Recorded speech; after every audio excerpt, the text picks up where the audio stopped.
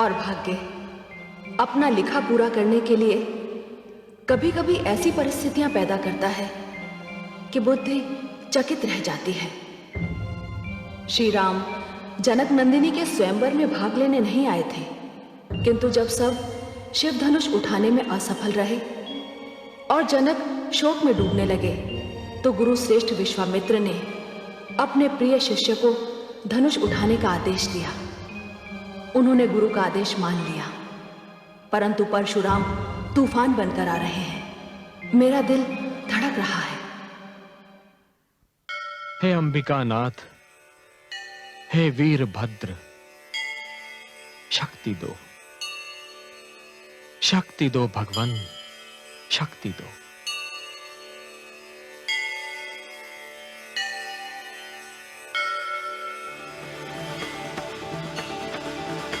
ओम नमः पार्वती पतये हर हर महादेव।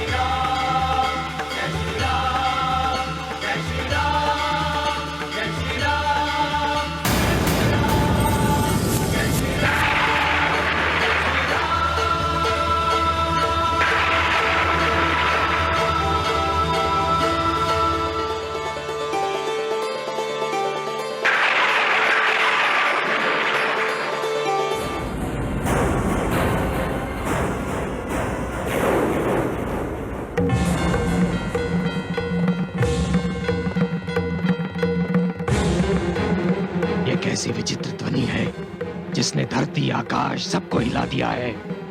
अवश्य ही किसी ने मेरे आराध्य एवं गुरु शिव का धनुष तोड़ दिया है। जिसने भी ये दुस्साहस किया है, ईश्वर की सौगंध, उसने स्वयं की मृत्यु को निमंत्रण दिया है।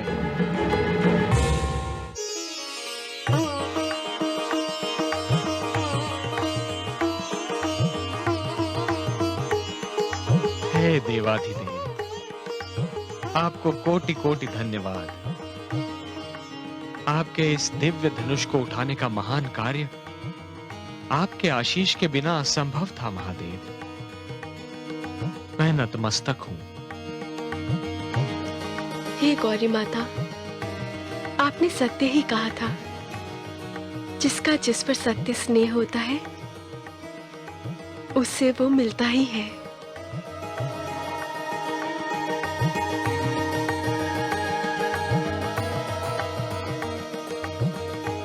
हे क्षत्रियो,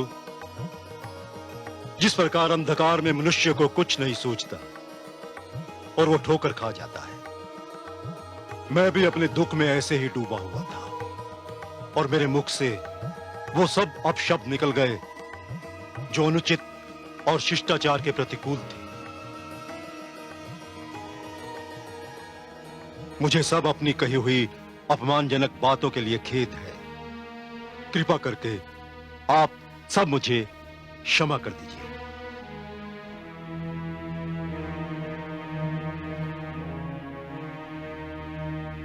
अब अपने पिता के वचन का पालन करो जनक नंदिनी। श्री राम ने स्वयंवर में स्वयं को तुम्हारे पति होने के योग्य सिद्ध कर दिया। जाओ, उनके गले में वरमाला पहनाओ। दीदी चलो।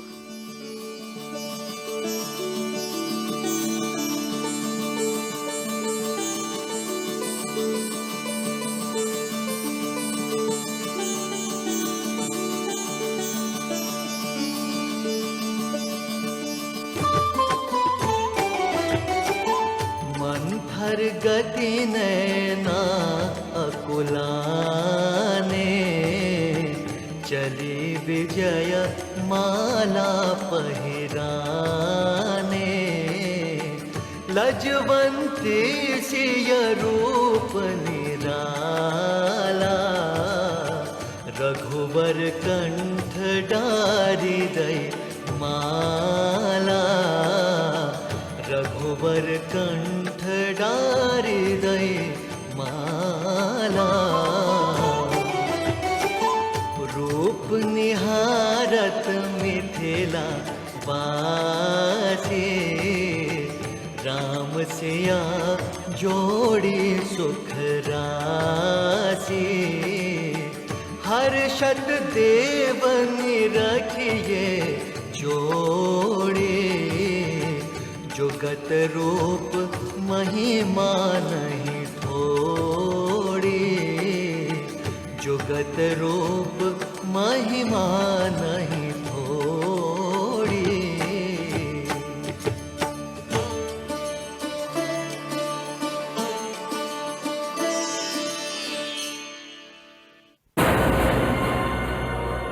शंभो!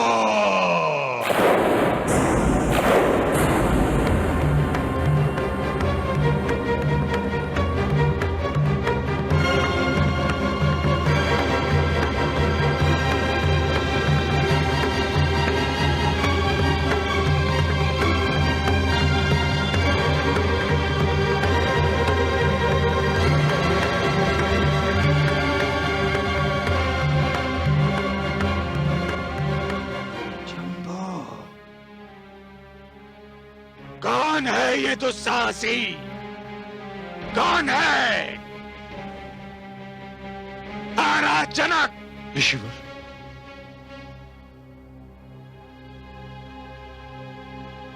हे प्रभु, हे ऋषिवर, हे परशुराम, क्षमा क्षमा। मैंने भगवान शिव के समक्ष ये प्रतिज्ञा ली थी कि जो भी इस शिव धनुष को उठाकर इस पर प्रत्यंचा चढ़ाएगा, मैं उसी से अपनी पुत्री सीता का विवाह करूंगा। तुम्हारी प्रतिज्ञा का संबंध इस धनुष को उठाने एवं उस पर प्रत्यंचा चढ़ाने से था, इसे तोड़ने से नहीं। जिसने भी यह अपराध किया है वो मेरे सामने आए।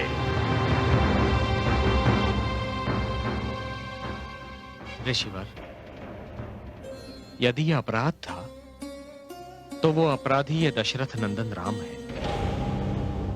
किंतु मेरा विश्वास कीजिए ऋषिवर, मैंने यह अपराध जानबूझकर नहीं किया है। प्रत्यंचा चढ़ाने की चेष्टा में धनुष मुझसे टूट गया। यदि आपको इससे दुख पहुंचा है तो क्षमा प्रार्थी हूं।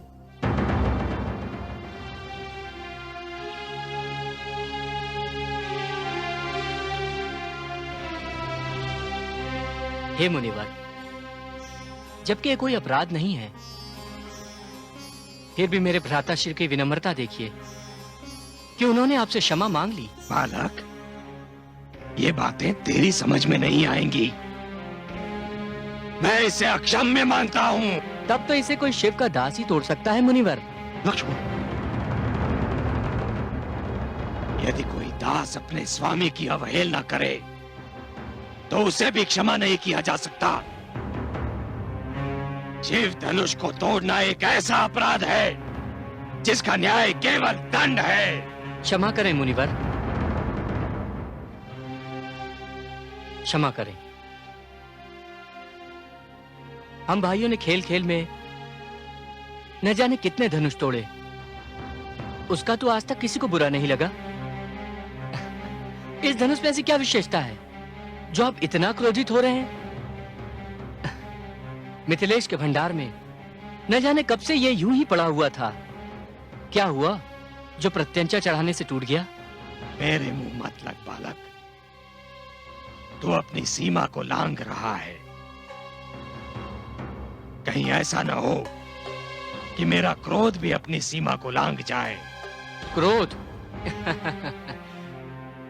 क्रोध हम राजपुत्रों को सुहाता है मुनिवर।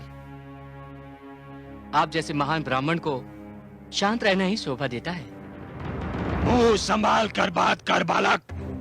अच्छा, जब आपको इस धनुष का टूटना इतना ही दुखदाई ठहरा है, तो आप इसे जोड़ क्यों नहीं देते? बस बस बालक, सहने की भी सीमा होती है। तू कदाचित मेरे अतीत से अनभिज्ञ है। अनभिज्ञ नहीं हूं मुनिवर, इसीलिए तो आपसे कह रहा हूं कि जब आपके पिता के तप से आपकी माता का कटा हुआ सिर जुड़ सकता है, तो आपके पराक्रम से यह धनुष भी जुड़ सकता है। उद्दंड! क्षमा रे शिवा, क्षमा। मेरे अनुज को क्षमा कर दीजिए। लाड़ प्यार से बिगड़े हुए इस राजकिशोर को तो मैं क्षमा कर सकता हूं, किंतु तुम्हें नहीं कर सकता। तुमने मेरे आराध्य शिव का धनुष तोड़ने का जघन्य अपराध किया है। मैंने इस धरती पर 21 बार क्षत्रियों का विनाश किया है, किंतु लगता है कि अब भी मेरा संकल्प पूर्ण नहीं हुआ। आज मेरे हाथों एक और क्षत्रिय मारा जाएगा।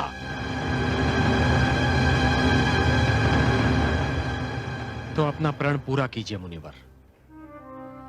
मैं तो भाग्यशाली हूं कि मेरा शीश स्वयं परशुराम जैसे महापुरुष की परशु की छाया में आ गया। किंतु मेरी एक बात अवश्य ध्यान से सुनिए मुनिवर। जिस प्रकार वाटिका के एक विषैले पौधे को नष्ट करने के लिए समस्त वाटिका को उजाड़ देना अनुचित है, उसी प्रकार एक अपराधी को दंडित करने के लिए उसकी समस्त पीढ़ियों को दंडित करना अनुचित है। मुनिवर, आपने एक क्षत्रिय से क्रोधित होकर उसकी समस्त पीढ़ियों का वध कर दिया। आप तो क्षत्रियों के अहंकार को नष्ट करना चाहते थे मुनिवर, किंतु आप स्वयं अपने ही अहंकार के बंदी हो गए। अब एक शब्द भी अपने मुंह से मत निकालना।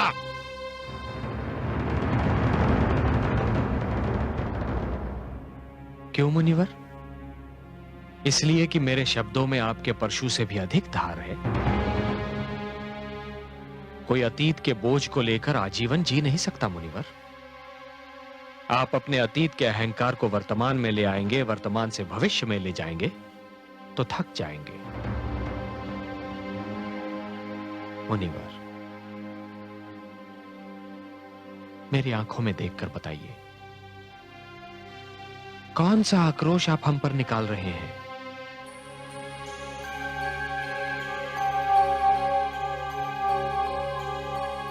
आदेश दीजिए मुनिवर। संभवतः तुम सत्य कह रहे हो रघुनंदन। मुझे अब शस्त्र की आवश्यकता नहीं है। ये लो, मेरे धनुष पर प्रत्यंचा चढ़ाओ।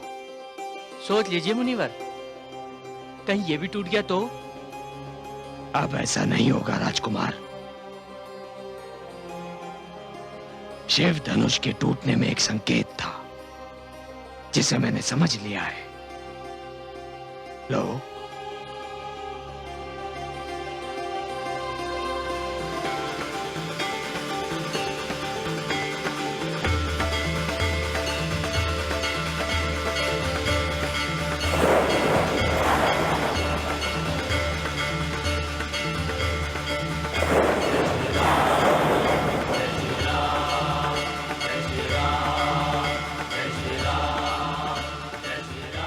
प्रभु,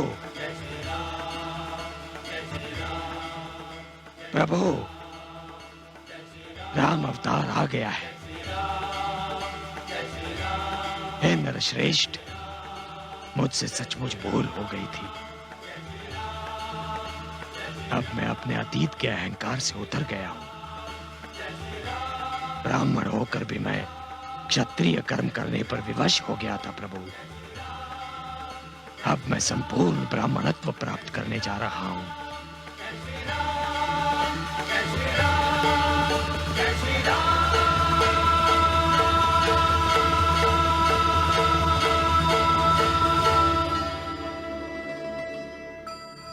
आओ पुत्री।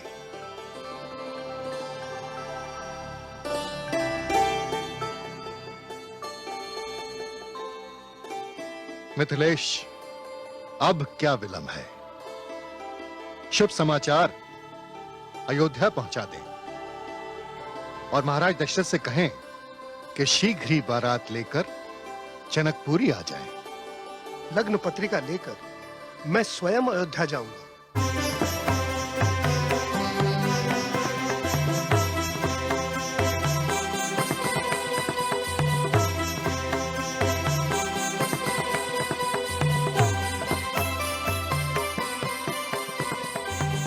महाराज की जय हो।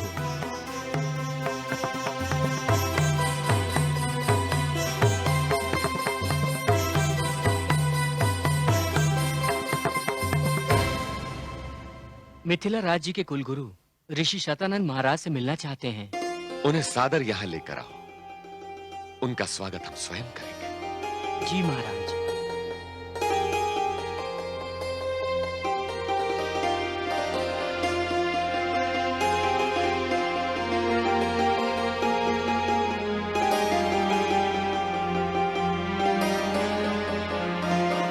स्वागत है महर्षि।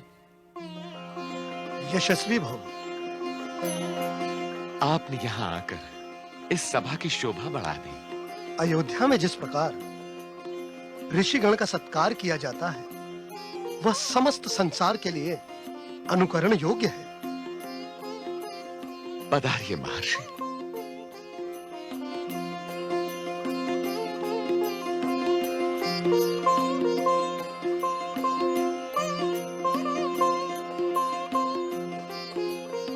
आइए महर्षि।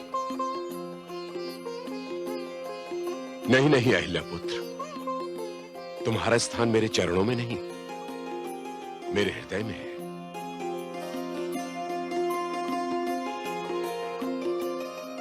स्थान ग्रहण करें।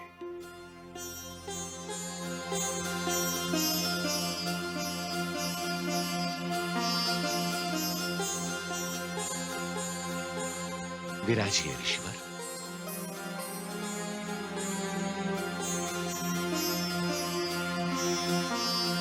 मैं आप सबके आश्चर्य को एक शुभ समाचार द्वारा समाप्त करना चाहता हूं। आप सबको यह जानकर अत्यंत हर्ष होगा कि दशरथ नंदन श्री राम ने शिव धनुष तोड़कर जनक नंदिनी राजकुमारी सीता को वधु रूप में प्राप्त किया है।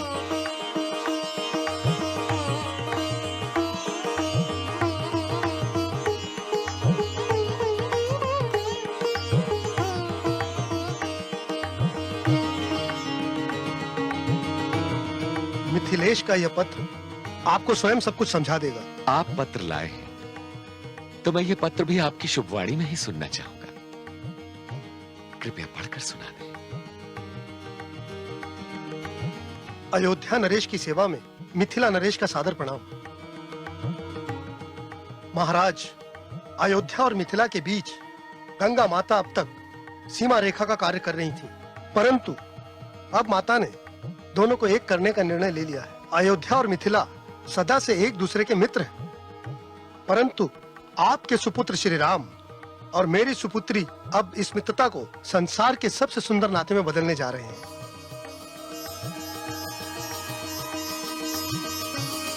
मेरी प्रार्थना है कि आप सब परिवार मिथिला पधारें और अपने कर कमलों से इस अटूट नाते के भव्य भवन की नींव रखें।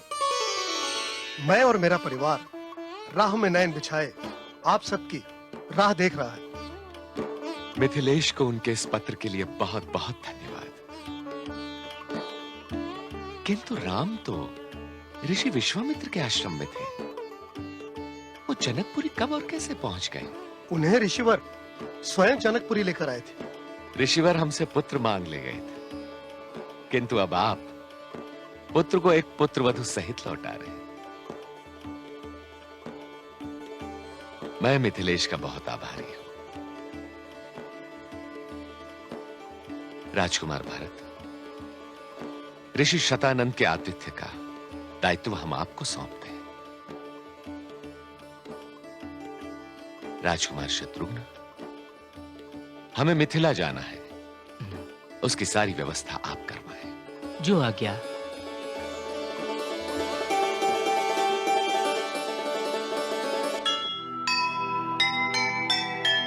सिया राम के मेल से बने सभी के काज। जनकपुरी से आ गई सुखद सूचना। झूम रहा है हर्ष से दशरथ का संसार। सारी नगरी हो रही स्वागत को तैयार, स्वागत को तैयार। जीव ज्ञान ब्रह्म ज्ञान अथ श्री विष्णु पुराण।